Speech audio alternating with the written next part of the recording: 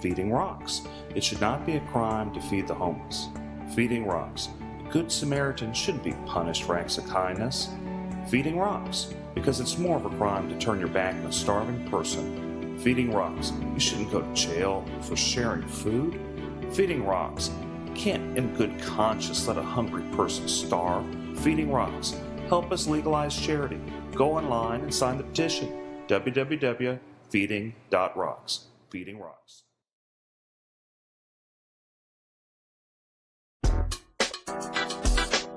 Breaking the law, one meal at a time, feeding the homeless. It is morally wrong to make it a crime to give food. A Houston man who feeds the homeless because of his faith is suing the city, challenging the established charitable feeding ban. The often debated ordinance has banned sharing food in public groups of more than 5 people without city permission since 2012. The city says you can give food to 5 people, not 6. What are you supposed to tell the 6th person? I met my quota today? The city wants to dismiss Philip Paul Bryant's lawsuit. That's a crime? What does this world come to? It's a sad day whenever trying to prevent a fellow human from starving is a crime. The city says the ordinance aims to curb trespassing and littering, both of which were already prohibited in the municipal code prior to the passing of the ordinance. While some Houstonians are in support of the lawsuit, I really hope he wins his case, and I really hope they lift those sanctions so we can be able to give more to the needy. So if you're willing to help more than 5 homeless people, you should be able to do that. Some even challenge the city's support of their citizens. The city isn't going to take care of their homeless people. That's their people. Somebody got to take care of them. So why can't we take care of them? A question Houstonians will continue to ask as long as the ban remains.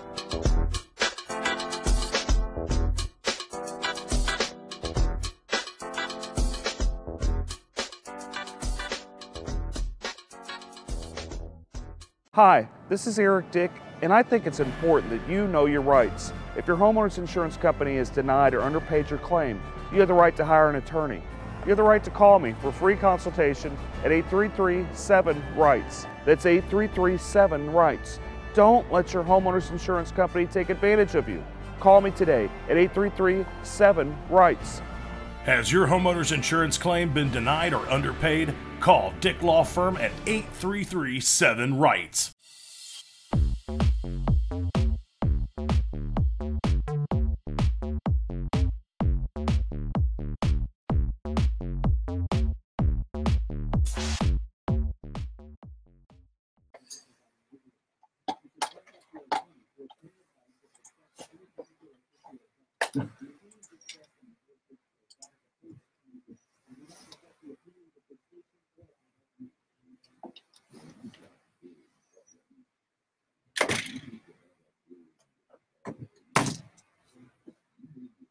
I find a way to turn the monitor in here sometimes because, you know.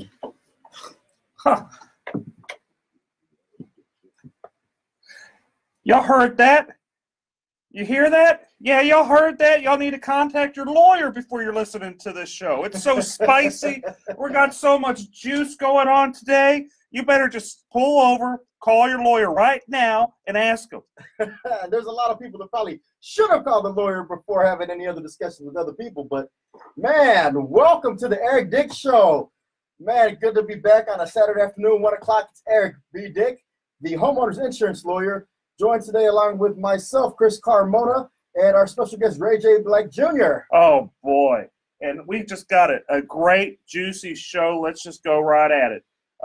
What is it? Hurricane Michael hit, and oh, boy, did it just wipe out Florida. Florida's gone. Man, that is one of the worst hurricanes we've seen here in Florida in a while.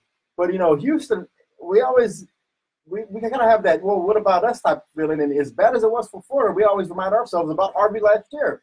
But that's a good reminder that, you know, so many other states and people from around the country, they came through. They picked up the slack and helped where Houstonians needed it, where Texans needed it. So if you have the ability, you know, we got to make sure we pull together and help out Floridians as well.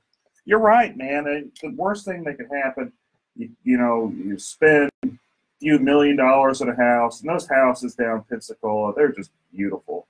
And, it just gets wiped out. I hope their insurance companies treat them right, which they probably aren't. But I hope I'm going to be optimistic for a moment. I'm hoping they're going to do the right thing. Eric, do you think they're actually going to do the right thing? No. How long have you been practicing insurance law? 10 years. And you've been fighting for the homeowners for over 10 years, right? I have. Yes, and out of that 10 years, how many times have the insurance companies done the right thing when it comes to covering these types of losses? Maybe 2. 2 times. Better call Dick. Okay. So we know Hurricane Michael hit, but we got a lot of other hurricanes brewing in local politics. Man, which one do you want to start with? The firefighters versus the mayor? I think we need to talk about the firefighters versus the mayor. We got to bring our probate judge in on this to get his opinion. Yeah, because you know what? That is an important thing. Our special guest today is attorney Ray J. Black Jr. He's also running for probate judge in court number 2, I believe. That's correct. In Harris County. Now, how important is the probate court system in Harris County? Well, the probate courts, technically a court of last resort, if you will. I mean, that's the last place everybody goes, right? and when people do pass away and they have some types of defined benefit plan, such as a pension, we see with the firefighters, that can sometimes be litigated in the probate courts, correct? Absolutely. Anything that's related to an estate of a firefighter passed away, that's something that absolutely would be litigated potentially in probate court. Right. I mean, so with this, the importance of the probate courts, the importance of firefighters, Eric, give us a rundown, man. What's going on with the fight between the mayor and the firefighters? Oh, Sly Turner? Sly. He's a sly man, isn't he? He wants to have his cake and eat it too. I mean, he's what the firefighters, what my people say, they call him Turncoat Turner. He begged them, oh, please, guys, you guys need to support me because that old bad Bill King, he's going to take it all from you. He's gonna, really throw you right under the bus. And lo and behold, the first chance old Sly got, he just threw those poor firefighters under the bus. He thinks that making $27,000 is just fine. Now, from what we know, is Houston is not on par with the rest of the major metropolitan cities across the country in terms of firefighter pay, are they? Not even close. Just starting off, you make $27,000 being a firefighter. And I mentioned that because if I ever stroke out, right, which I'm hoping I don't stroke out, don't want to stroke out, hoping I don't stroke out. Praise for Eric. But if I do, I hope the firefighters, they aren't too busy working their spare jobs, falling asleep for working their spare jobs, so they can actually, I want them to be able to be, make an honest living and be able to take care of people. So whenever they're stroking out, they can actually go help them. Isn't that a novel idea? It is. I mean, I think all of Houston heroes should be adequately compensated. Mr. Black, what do you think? Well, unfortunately, what I've seen and just going out and about campaigning is this issue has pitted the police officers against the firefighters, which is unfortunate because they both serve our public at large. And we need both adequately equipped and adequately compensated.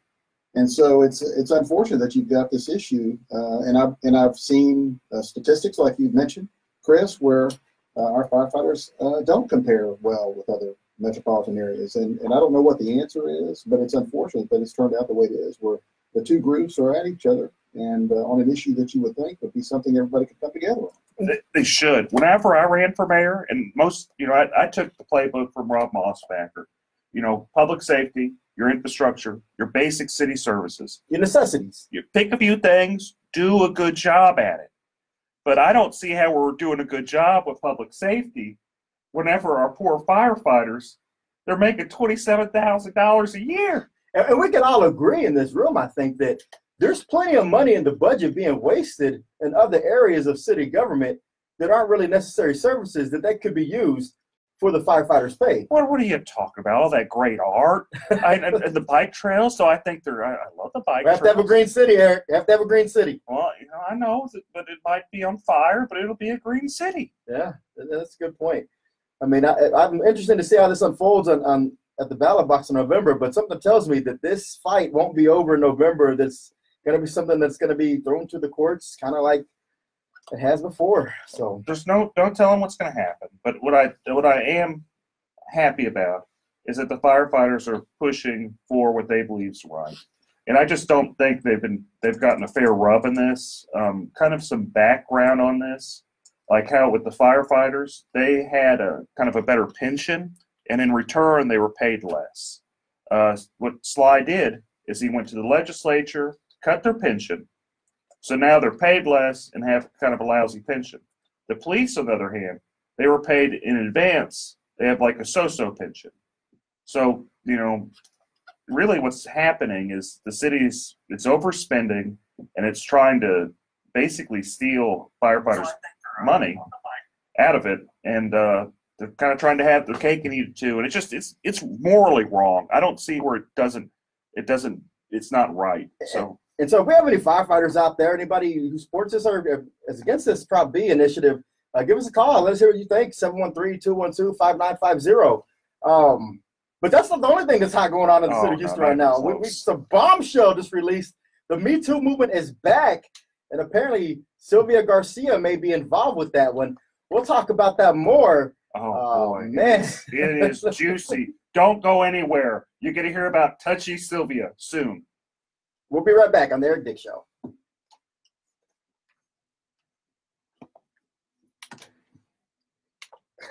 You like that, Touchy Sylvia? Lord have mercy. I don't know. I like it. We'll go with it. Don't be rash when you do Don't that. be rash. Oh, I'll try not to be rash. I want to know where it was going before the clerk or the other lady interrupted and unlocked the door. Just the visual that I got. Yeah. That just was not pleasant. It's not. I mean, I got two girls, and I'm sitting there going, "Dang, come!" Yeah. I hear this. They're getting touched here by men, getting touched by women. What the heck? Yeah. I mean, your girls are older than mine, Chris. And now I got to tell them to watch out for both. Watch out, man! I've been overprotective on these.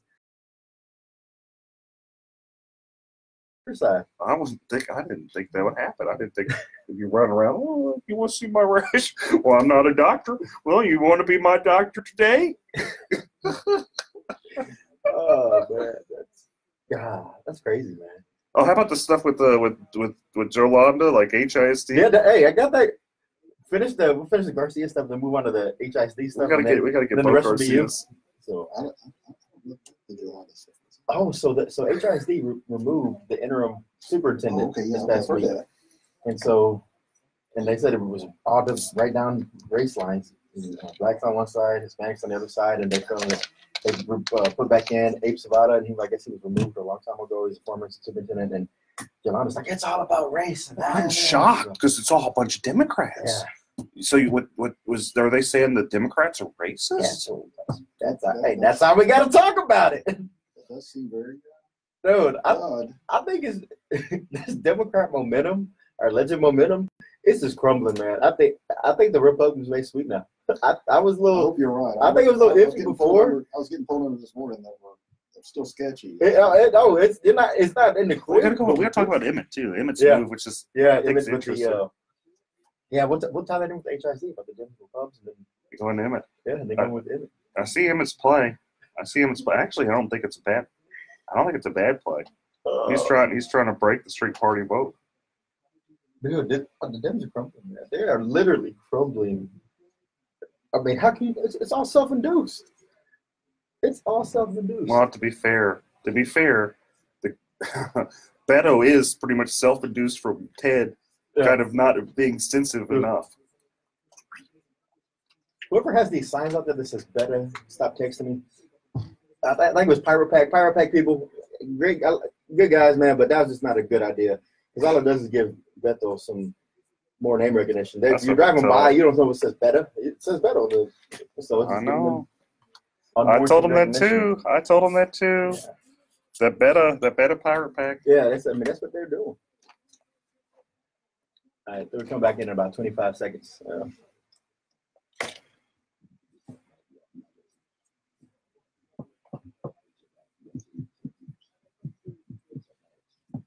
Yes, Roseanne, you know what I'm talking about.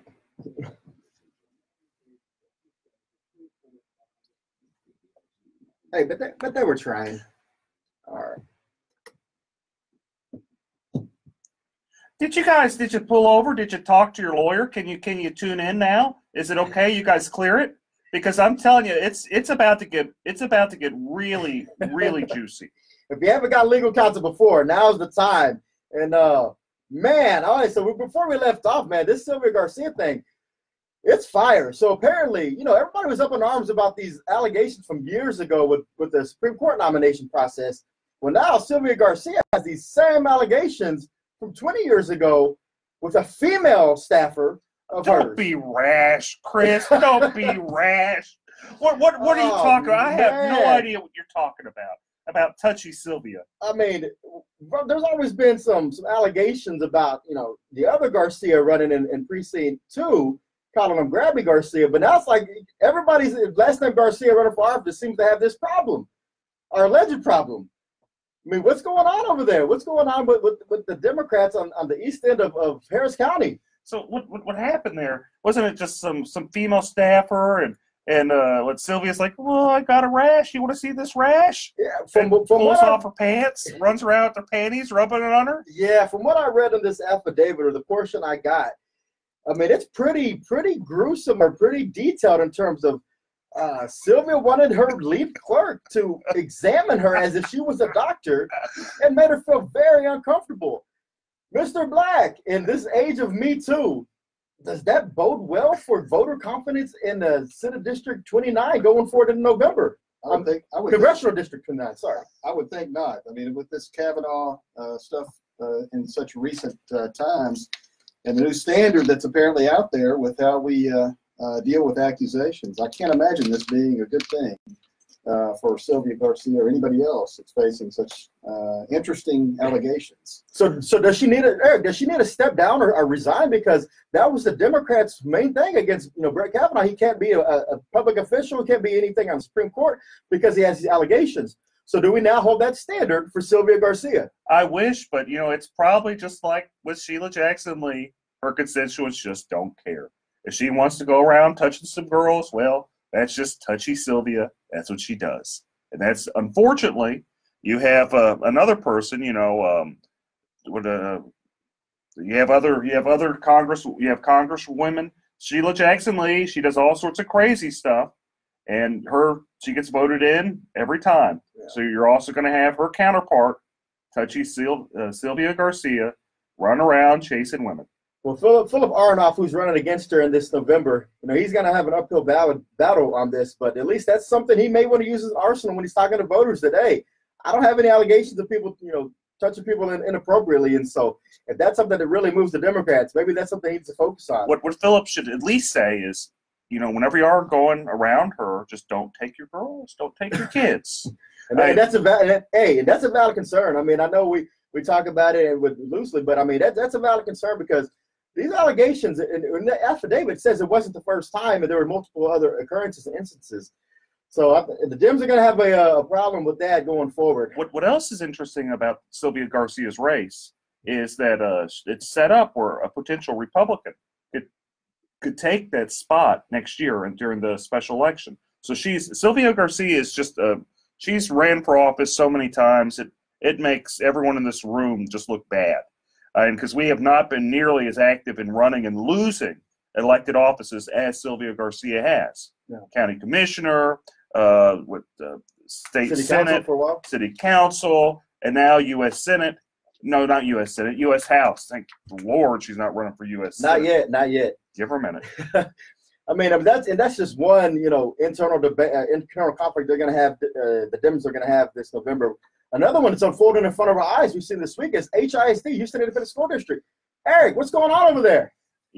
What I always find amazing is the level of just problems with HISD.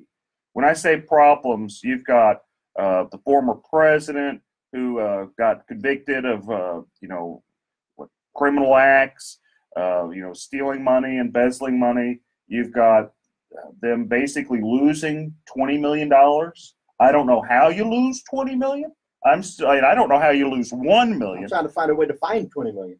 But for some reason, they're really good at losing money. But now, apparently, this is the most Democrat HISD we've ever had. Every single person there is a Democrat. I don't even know if there's a man there. I think it's all female Democrats. Well, Sergio Lira just got elected to replace Manny Rodriguez in that special election last year. So you do have him on there. So you have one man. I think that everyone else is a woman. And you have what you have going Lunsford on there, right? No, Lunsford's not on there. Lunsford was there. Okay, that's right. Lunsford's out. It's all Democrat women, save and except that one guy. That's true. And you have basically allegations and a movement that there's a lot of racism happening from the trustees. So my question is, because, Republicans always get bummed with, oh, you're racist this, you're racist that. Well, hot dog, they're actually literally saying racism, and it's going on in HIC. It's all Democrats. Yeah, we just got confirmation. There's only one man on the HIC board at this time. And you bring up a good point, though. So from what I understand, the argument was this week is HISD is 70% Hispanic in terms of student population.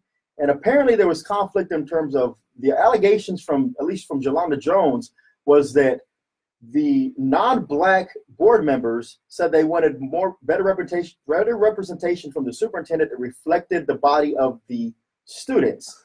And so there was a vote to remove the interim superintendent. Wasn't a permanent, but an interim superintendent, because we're still trying to find a replacement from Carranza when he left up to New York. And so Grenita Lathan was a black female, and they removed her as the interim and put her back into a regular position. And they're saying if the vote was straight down, the black board members on one side, non-black board members on the other side. Is there race division going on at HISD? And with the Democrat HISD board, does that help or hurt Republicans or Democrats in this November election? I think it just hurts. It hurts the students. Those are the people that have been completely taken advantage of the whole way through. What do you think, Ray? Well, the issues clearly impede what the board is there to do, which is govern for the sake of the students. And this HISD has had a history of poor governance because of issues like this that take apparently precedence over what they're elected to do. And I think it sounds like, regardless of the makeup of the board politically, it sounds like if you view every problem as a nail, every solution is the hammer, and that's what they do, regardless of who's there. And the students, as Eric said, are the ones that lose out. Yeah, and that brings me to a point, because there's always been some underlings and some undertones of we need to get rid of the Harris County Department of Education because it serves no purpose. Doesn't? But when you see HISD in such disarray, couldn't you make the argument that the Harris County Department of Education can actually be the hero in these types of incidents? And they can. Is there a role? Eric, you're a trustee on the board. Is there a role that the Department of Ed could be playing in this scenario? I'm actually the vice president there too, and before I understood what the Department of Education was, I jumped up and down and said we should get rid of it because I thought it was just a wasteful government entity. I thought it was redundant to HISD, and as I've looked at it, kind of looked more in detail on it, anything that kind of takes away from HISD is a good thing. Because there's no saving HISD. I have actually changed my opinion that we need to abolish HISD and break it up. It is just so insane. The shenanigans never end. For the last 6 years I've been paying attention to HISD. It's just problem after problem after problem. So I think the best role like a Department of Education could have is, go back to its original purpose. If there's problem with the, local school ISDs, break them up, separate them out. That's what I think would be the best role for, the Department of Education. Absent that, trying to, do what it can to, not be exceptionally wasteful, which is easy. Yeah. All the department has to not do is take a bunch of money and get some gas and just set it on fire. As long as they don't do that, we're good. Because the Department of Education actually runs at a surplus. They're never over budget. They actually are probably the most efficient countywide government organization. Is that correct to say? That actually is. It's true. We are $30 million in the black. Usually these government agencies involving education are in the red, but we're $30 million in the black, $100 million budget a year. We do a decent job. I'm not going to give it an A. I'd give it like a B minus, C plus. It has room for improvement. But what it's not doing is taking money and just throwing it away like HISD. Yeah, and that's the problem with HISD, man. Is it just watching that this week and seeing how, again, that racial divide, how these students are going to be the ones affected. You know, they're going to start having that tension. I don't want to see a black versus Hispanic rivalry start in the city of Houston. And I don't want that going, started in HISD, in the schools or on the board. But I'm sure it's going to, we say political affiliation doesn't matter, but they're all Democrats and they're going to start turning on each other. There's going to be a lot of people who start saying, don't vote for Democrats, don't vote here, don't vote there. And so there's going to be a lot of party switching or party lines being drawn. And we'll talk about some other star-studded county officials who are also going to say jump over party lines when we come back. Don't go anywhere. Eric Dick Show. We're just warming up, folks. You better talk with your lawyer.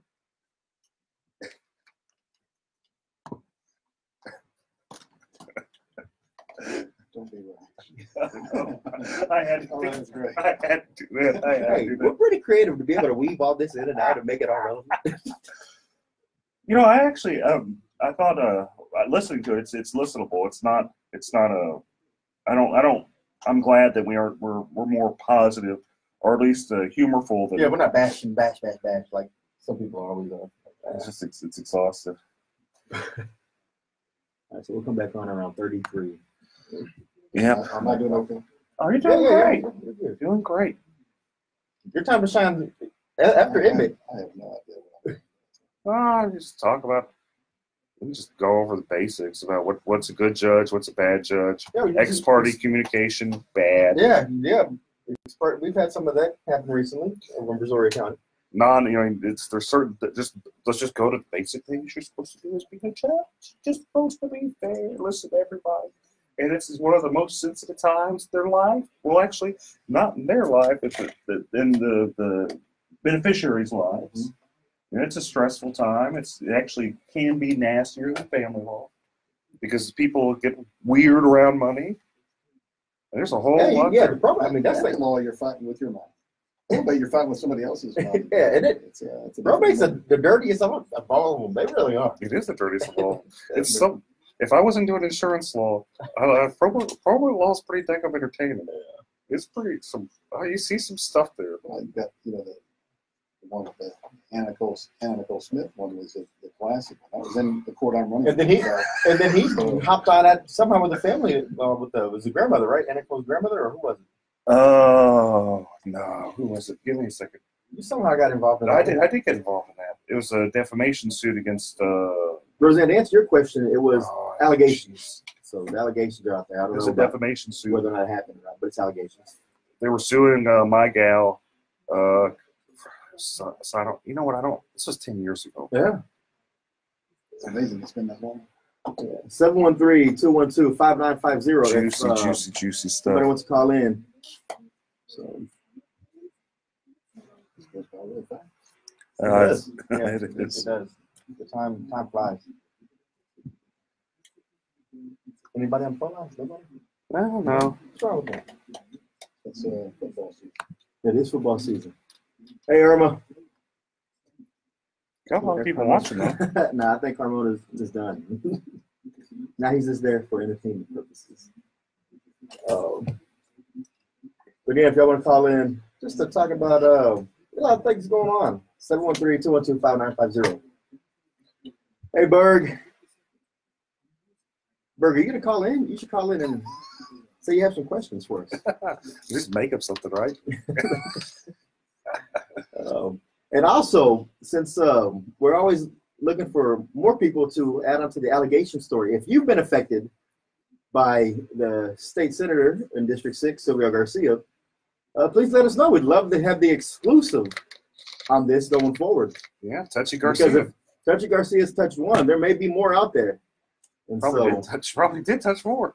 She tried to show you her rash. Don't be rash about it.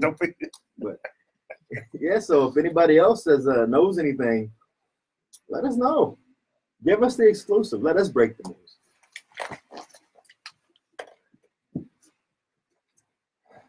Man, Chris, I got this really bad rash on my leg, and I don't know. You want to see it? No, you know who doesn't need to see it though is your lead clerk if you had one. Okay, guys, we're back. All right. Oh boy. So what happened this week was just giant with Ed Emmett. Old hunker down. He said that.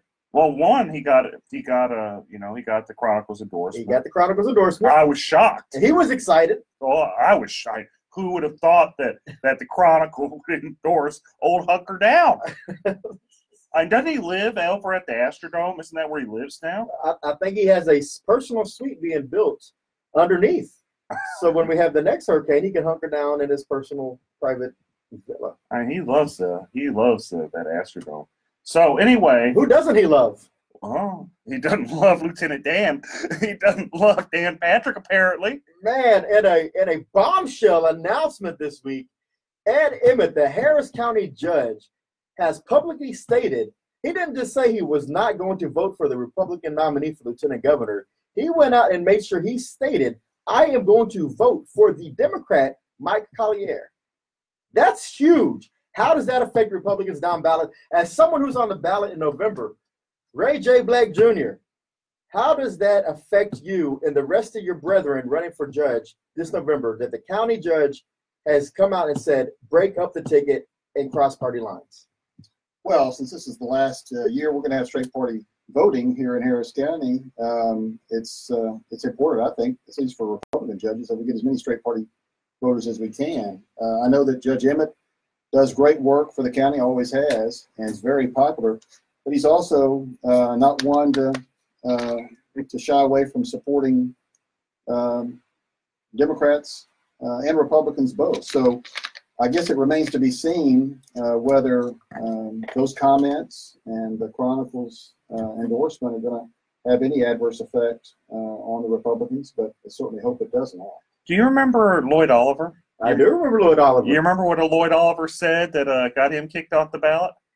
He was supporting the Republican nominee. Yeah, he was. So my question is, Lloyd Oliver, Democrat for DA, he said, I think he said basically he was going to support. I don't even think he said he was going to vote for. He just said he'd prefer like some type of Republican over Democrat. And lo and behold, the Democrats are so outraged by Lloyd Oliver. The Tea Party Democrat, as he called himself. They were so upset about that Tea Party Democrat, they kicked him off the ballot.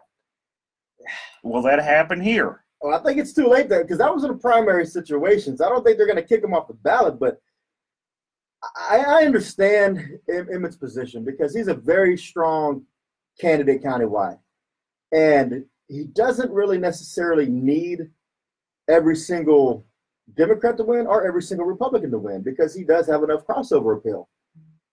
But was it necessary in this instance to take that last jab? Because everybody said this is Emmett's last tenure or last term once he wins. Was it necessary or was that just a potting shot to go as he leaves his last election? So if you're looking at it strategically, it could be necessary because you have like this overtone of Beto and him pushing for Harris County and likely to win Harris County. The question should become, how much does Beto win Harris County by? Does he win it by 10, 15% like Hillary did 2 years ago? Or does he just barely win it or even hypothetically lose it like with like Ted Cruz, his election 6 years ago, where Ted Cruz just squeaked Harris County? He did. And that's the thing. With the county so competitive, I'm shocked. I am truly shocked that the Harris County Republican Party chairman would not have that discussion with Ed Emmett prior to making such a bold statement. But am I shocked that he didn't? I'm probably lying if I say I'm shocked. Well, let's kind of go into that. Just a minute. This is a good thing to kind of. I'll let y'all talk about that one. Let me veer off just for a minute on this because you got, if I remember right, the financial chair of the Republican Party, who also is very influential in an organization, and that organization endorses Democrats. So you have that kind of tying on. The HRBC, who endorsed Democrats over Republicans, though it did primarily endorse Republicans, It's an alleged Republican organization that does support Democrats. To deny that is to be dishonest. And you have someone with such close alliance to the Republican Party. That brings me some pause. It also brings me some pause that the consultant for the local Republican Party is tied in with Strauss, and just an excruciating moderate. All this tied together with, guess who was on air saying vote for Paul Simpson? It was Ed Emmett. No. So no. I don't know. Don't say it ain't so. Oh, so you see all this stuff going on, all this loosey-goosey Republican winking, playing footsies with Democrats. You wonder, is this like an inside job to sabotage in some certain races? I don't know. I hope it's not. I'm going to be positive about it. But dadgum, there's a lot there. And that's the thing. The party is giving full resources to Ed Emmett and the likes of like Sarah Davis, who's very in a competitive district herself. And there's always that preach about big tent. But when you take a shot at an ultra-right conservative like Dan Patrick, is the Harris County Republican Party truly a big tent party now? Or is it just saying if you're not moderate, probably don't have a spot here for you? Yeah. Well, I don't know. I mean, those are questions that are probably going to be answered soon enough. Big tent when it's convenient for the party. Whenever you're paying to play, it's big tent. Yeah. So let's kind of maybe turn the page. Well, now we have the election coming up. That's true. And, today's special guest is a longtime practicing lawyer, great mind, great scholar, good friend of mine, and also a stout judicious mind. That is Mr. Ray J. Black Jr. Welcome to the Eric Dick Show. Thank you, Chris. Thank you, Eric. And so you are running for, like I said earlier, the Harris County Probate Court number 2.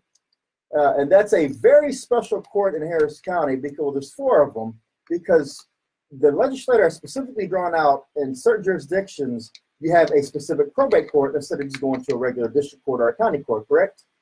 Correct. And they primarily sit in the major metropolitan areas here in Texas. There's an exception to that. But in Harris County, as you said, we have 4 statutory probate courts. They're specialized courts, and they're courts of original jurisdiction for probate cases, guardianship cases, fiduciary litigation, and elder law and mental health issues.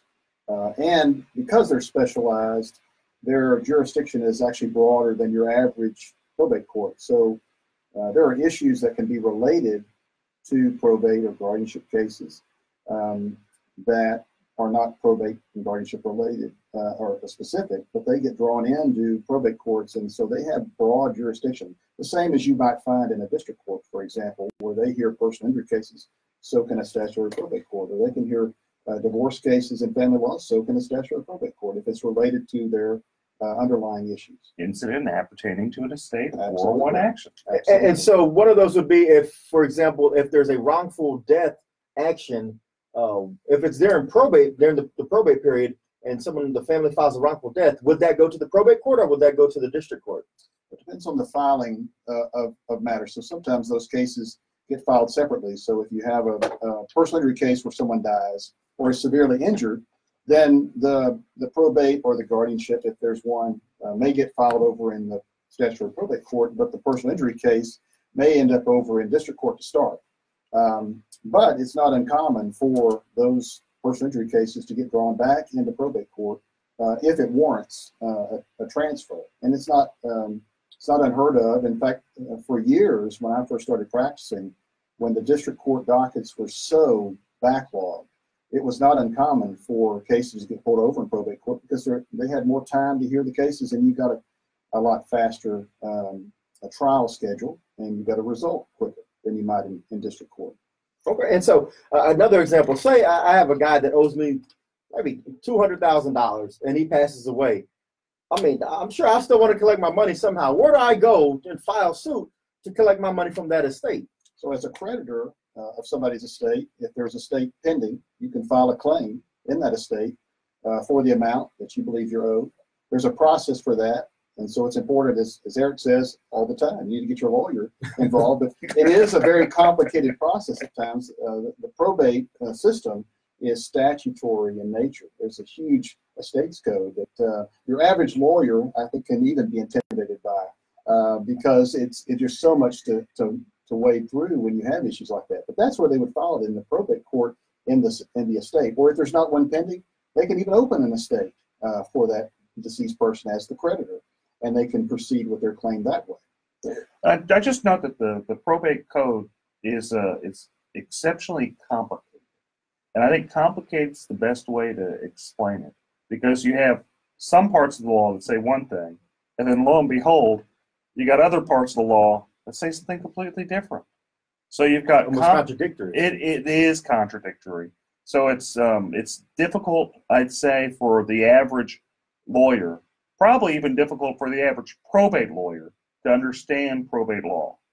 And I'm so happy we have you here today, Ray, because not only is he just a nice guy, which is really, really, really important for being a judge, Ray actually understands the law, which is rare. But because it is a complicated part, like you said. I mean, he can not only just hear probate matters, but because it's called the probate court, but he hears a lot of other things. Let me ask you this, because this is a question that we sometimes get, and maybe we'll have to answer it on the way back. But hold that thought, because a lot of things in Harris County surround about this immigration debate. Does that tie to probate? We'll find out. Oh, next, you guys stick in. We'll find out soon. Eric Dick Show, stick with me.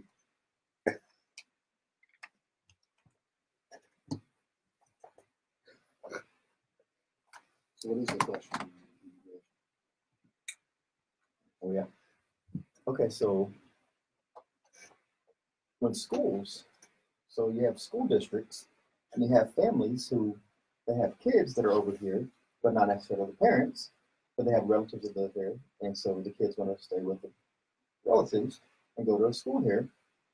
School sometimes says, okay, we need somebody that says they're the guardians. Does that, you need an actual guardianship? Or do you just have to have a power of attorney over the body, or the person, not the estate? Gotcha. No, the answer. With the parents back in whatever country, does it go? That's so. Because I get that question a lot. We got a phone call from Buck Humble. He wants to talk about a touchy Adri Garcia. Yeah. Grabby Garcia. Grabby Garcia. Oh. Okay, so we have a call that he wants to talk about Adrian Garcia, and his name is Buck Buchanan. Buck Buchanan, we know Buck Buchanan. I'll talk about Grabby I Garcia. figured you must. Buck I have a picture of Buck taking my son. The name of the show is The Eric Dick Show. It's on KPRC AM 950. Right there. So, and then Eric, everybody here. So if you go on to 950 AM in your radio or go on the iHeartMedia app, look for it. You'll see it. We're on live right now. Man, why don't y'all tell me my hair was already discombobulated? Y'all got to look out for me. Y'all are looking out for me today. I have a face for it. That's like a face. Today truly is the face for radio. The number is 713-212-5950. So if y'all want to call in again, 713-212-5950. Grabby Garcia. Touchy Sylvia. Grabby Garcia.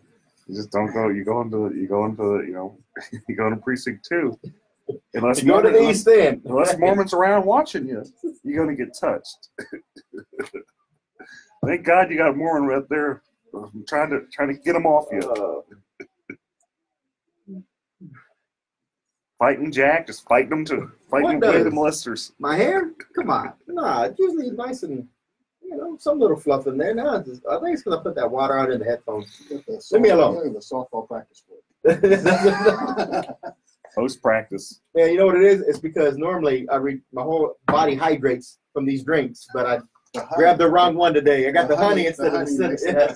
The honey helps the curls lay down flat. Oh.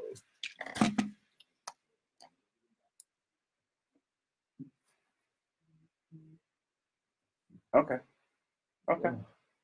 Yeah. 10 seconds. So Buck comes on. There you go.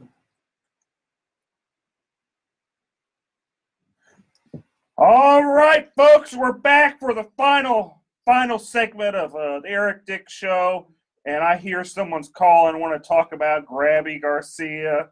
You better watch out if you're in the East End. You better watch out. You got two elected officials that got some slippery hands. Gonna touch you. You there? You there, Buck? Hey, man, what's going on? Welcome to the Eric Dick Show. Please.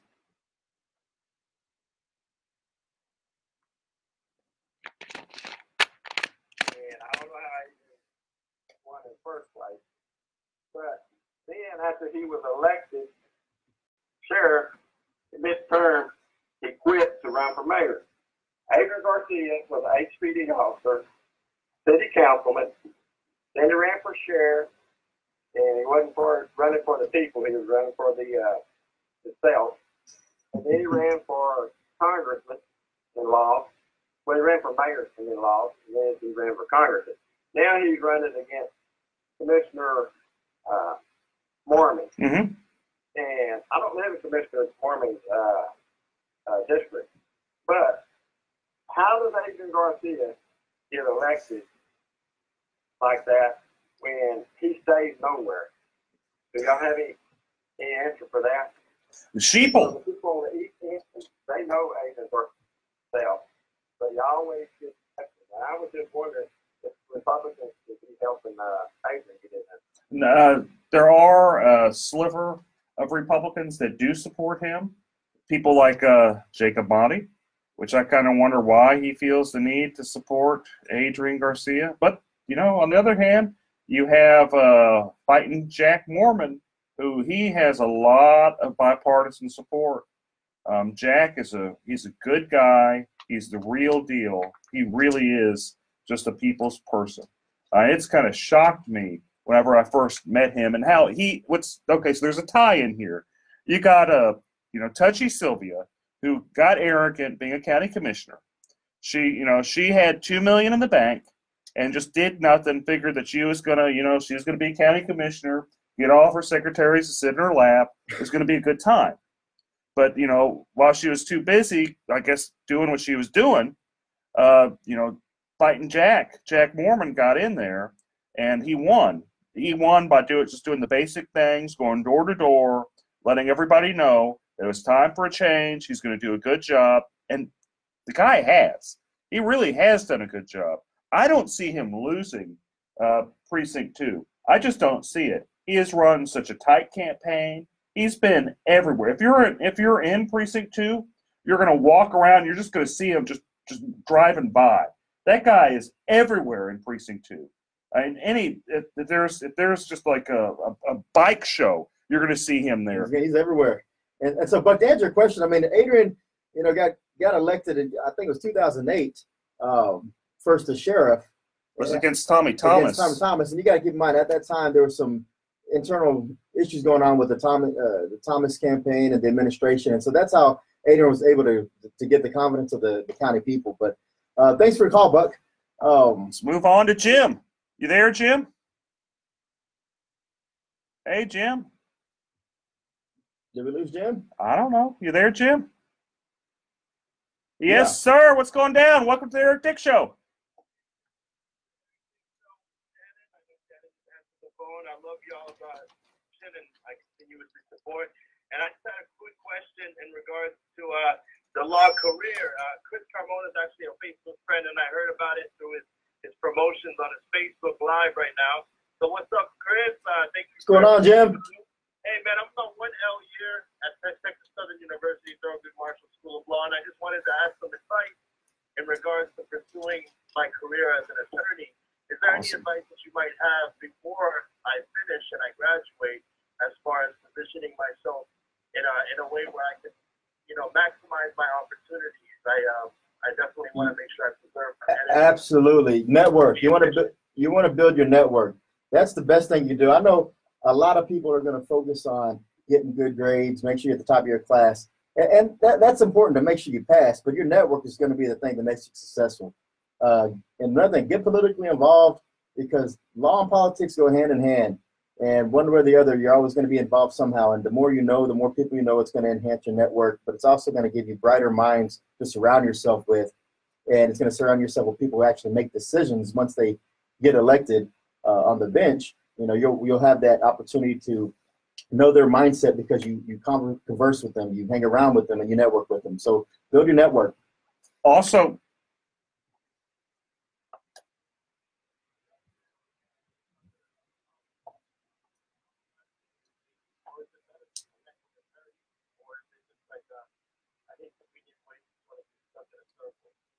I would say both.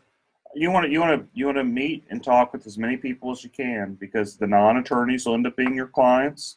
The attorneys you'll end up dealing with, they'll be friends, they'll mentors, mentees, just people that you pick each other's mind. Because cool, man. Thank you. Don't forget your classmates too, because those are people you're going to continue to network with the rest of your career, and you don't know what they're going to do as they progress through their legal career, and you're going to touch base with them for years to come. And you talk about the network. One of my friends, I'm involved in Young Republicans across the country, and one of my network group, Matthew Gilson, just joined on my live feed. I got people in New Jersey, California, Omaha who referred. So just make sure you build that network and don't just stay local. Build your national network. So thanks for the call, Jim. Hey, so thank you. Hey, we have Ahmed. Hey, man, what's going down? Welcome to the Eric Dick Show.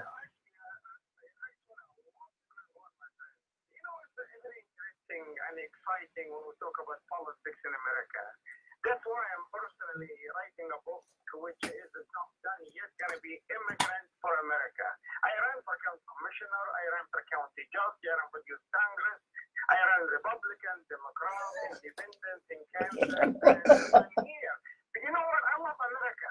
Last election in year 16, I was the Democratic nominee for county judge. Okay? Congratulations. I have a law degree. I have a doctorate degree. I have a security clearance from the feds in all three. Wow. I'm highly educated. I'm a businessman. And guess what? Because the name Hassan always can beat me in the primary. And that's why I keep running. Because the people, they need to change their image. They love you as a lawyer, as a businessman, as a doctor, as whatever. But when it comes to election, they do not vote for a name, which is sad, because we all immigrants, but people don't realize that. That's a name.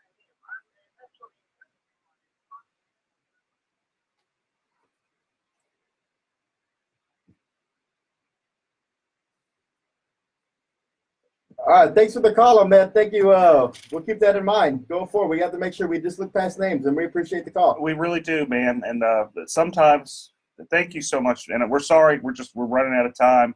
Didn't mean to really cut you off, but with names, you just got to keep running. I have an odd last name. Some people consider it a lot of different. A lot of different people have different opinions on it. Yeah. And so, again, one last question in terms of probate. While we have Ray Black here, does immigration in any way play a role in the probate court, especially in Harris County? There's always that the issue of immigration that pops up one way or the other. Does that play a role in the probate courts? And if people are parents from another country want to send their kids to Harris County to live with a relative, do they need to go through the probate process for that? Well, it depends. If the school district, which oftentimes needs someone with some legal authority to speak and make decisions on behalf of the child who may be here, you may actually have them ask that a guardian get appointed for the minor to have some legal authority to make decisions for them. And if that's true, then of course the probate courts are the place to go. That's where we do guardianships, and we do them for everybody who is fitting in the statute as someone who's, as they claim, incapacitated. But being a minor is part of the definition of being incapacitated. So they fit into the system. And as needed, we take care of those minors. It's not uncommon. It doesn't have to just be with the school district. We see that all the time. We talked earlier about personal injury cases. Personal injury cases affect everybody. It doesn't matter whether you're a U.S. citizen or not. In your case, may end up in probate court. So we cover all facets of that. And while we don't deal with immigration directly, we certainly deal with people who have an issue. Thank you, guys. Don't forget to vote. Election's coming soon. Thank you so much, Ray Black. He's a great guy. He is, and you know, Ray is again one of the most knowledgeable attorneys I know, not just on probate, but with a lot of things. So remember, November, look for those names on the ballot, people that you can trust, and Ray Black is one of them. And also remember that if you have the need for someone to fight for you because of some homeowner insurance disputes, insurance company's not taking care of you, who do they need to call? Better get Dick, Eric Dick. Better get Dick, Eric Dick. Again, it's been a pleasure spending some time with y'all on this Saturday afternoon. Chris Carmonas here with Ray J. Black Jr. and Eric B. Dick. Take us away, Eric. Next time. See you guys next week. Y'all have a great weekend. Bye. That was fun. It's always fun. Guys, thank y'all again. Thanks for the calls. See you guys. And, thanks for the feedback. I'll get back to y'all. Peace.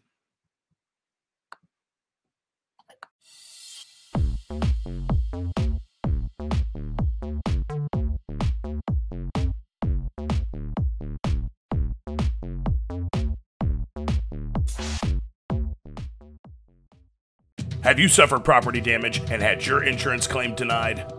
This is Eric Dick. I think it's important that you know your rights. Hurricane Harvey may have been the most costly storm in history, and if your home was damaged and your insurance company did you wrong, well, you have the right to hire an attorney and sue them. You have the right to call me for a free consultation at 833-3-HARVEY, 833-3-HARVEY. Don't let your insurance company take advantage of you. Know your rights. Call the Dick Law Firm now at 1-833-3-HARVEY. Feeding rocks. It should not be a crime to feed the homeless. Feeding rocks. A good Samaritan shouldn't be punished for acts of kindness. Feeding rocks. Because it's more of a crime to turn your back on a starving person. Feeding rocks. You shouldn't go to jail for sharing food. Feeding rocks. You can't in good conscience let a hungry person starve. Feeding rocks. Help us legalize charity. Go online and sign the petition. www.feeding.rocks. Feeding rocks.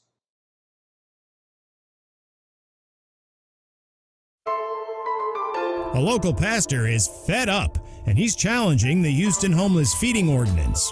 And the city requires you to get a permit if you are going to share food.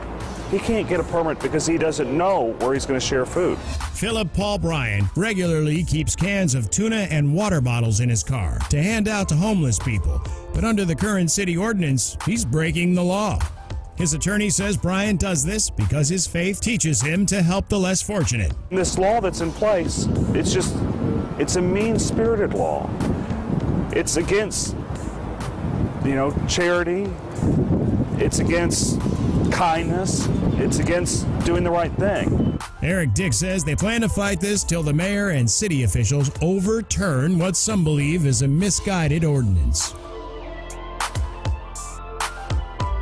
Hi, this is Eric Dick, and I think it's important that you know your rights. If your homeowner's insurance company has denied or underpaid your claim, you have the right to hire an attorney.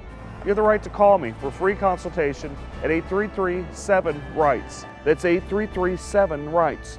Don't let your homeowner's insurance company take advantage of you. Call me today at 833-7-RIGHTS. Has your homeowner's insurance claim been denied or underpaid? Call Dick Law Firm at 833-7